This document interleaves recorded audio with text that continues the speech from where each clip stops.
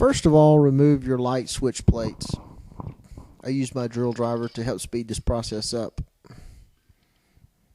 You then want to make sure that the electricity is cut off to your electrical sockets. And so you need to cut the breaker to these areas. Then remove the electrical sockets. You don't have to undo the electrical hookups to the sockets. Just make sure that they are free and are hanging out about 1 inch or so, like you see here in the video. And this is step one, just taking the switch plates off and making sure the electrical sockets are out just a little bit. Also, we vacuumed the counter, make sure it's nice and clean, and made sure there was free of any other objects that would get in the way. This is also a good shot of the before video of what our kitchen wall looked like.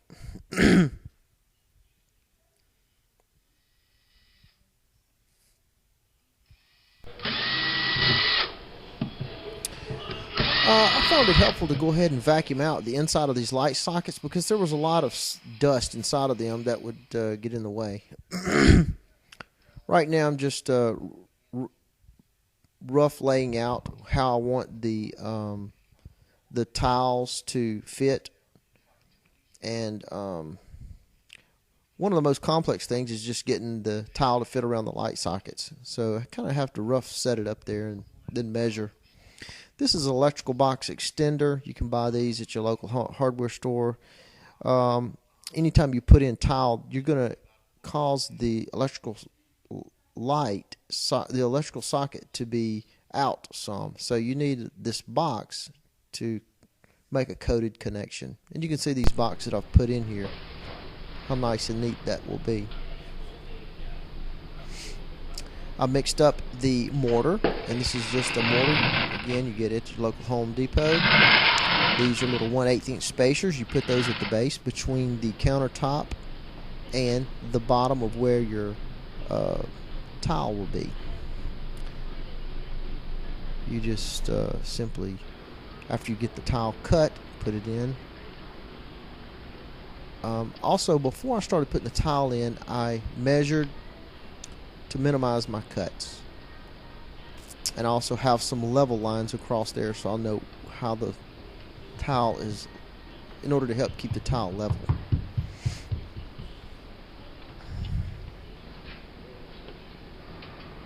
And this just kind of shows how easy it is to put these tiles up. This is a glass mosaic tile that we actually bought at Home Depot. They come on a little mesh panel that saves tons of time. And we're progressing right along, and all I'm doing is following my previous lines that I marked with my level. Oh, one other note is I use these little pins that you see in the wall here to help hold the tile in just long enough to help it while it sits up. And I was anxious about cutting the glass. I'd never done that before, but I bought these little glass tile nippers at Home Depot, and man, they work really good. You can cut good straight lines with them with just a little bit of effort, and there's really not much mess in doing that. And it took a while in showing this because this is something that most homeowners haven't done, including myself. Pretty strong. But I just did this to show you just how easy it is to cut this glass tile. The glass tile comes straight, and you just use your scissors to cut the mesh.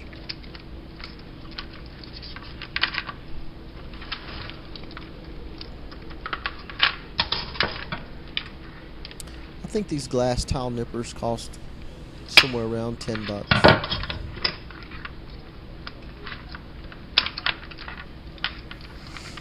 Overall, throughout this whole project, we probably weren't out but a couple of $100. My wife had been on me for a while to put a backsplash on. We had built the house several years earlier, and we've had so many projects coming up that we never took the time to do that. But We made a vow to ourselves this year to let's try and finish out these unfinished projects.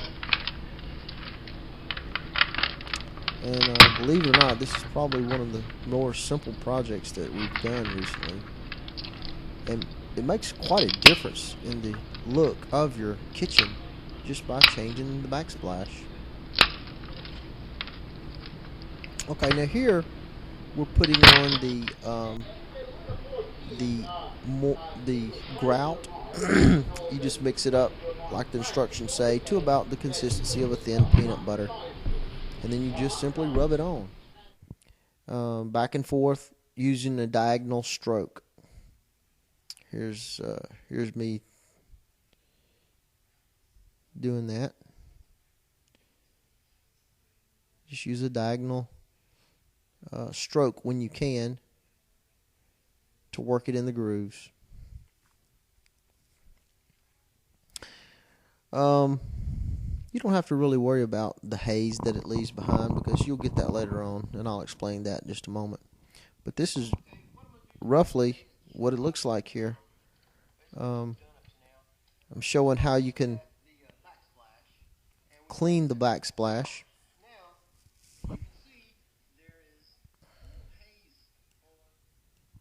And this little haze that you see here is actually quite easy to remove.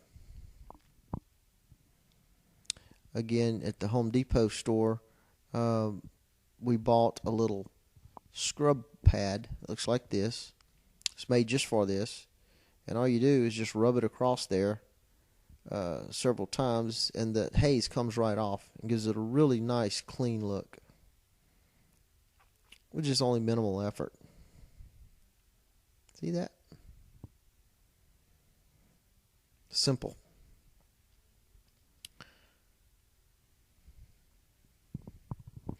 The one thing that that little sponge does not remove is the caked up grout that you see right here around that light socket. You really need something else a little heavier duty, so I just took an old light switch plate. We were going to replace ours anyway, and tried that out, and that works really good. It's really soft, or it's a soft plastic, and it doesn't scratch the glass, of course. You just simply use it to scrape it off. Scrape off the buildup of the mortar, as you're seeing being done here. Also, down at the bottom, where the towel meets your cabinet, it's important to get a very nice line there. You're really not supposed to caulk that area anyway, but should some fall down through there, you want to make sure you get that cleaned up, because as you caulk later on, this will show the quality of work that you're doing. If you have an irregular gap there or irregular caulk line, that really shows up. So that's just another little use for this little light switch plate. It helps clean this grout line out.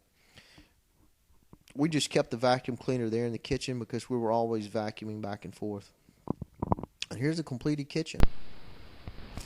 That's my little girl. She just happened to walk in on the scene. We've moved the stove back.